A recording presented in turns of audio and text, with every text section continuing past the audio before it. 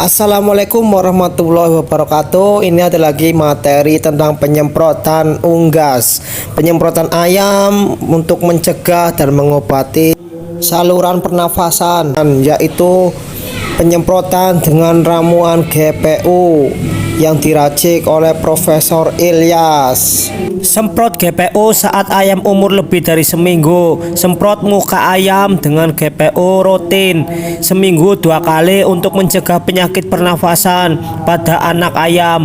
Semprot pada sore hari agar anak ayam hangat dan tidak didatangi nyamuk atau serangga lain.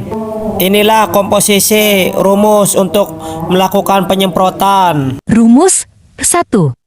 Minyak esensial Q 30 ml. 2. Sabun cair 5 ml.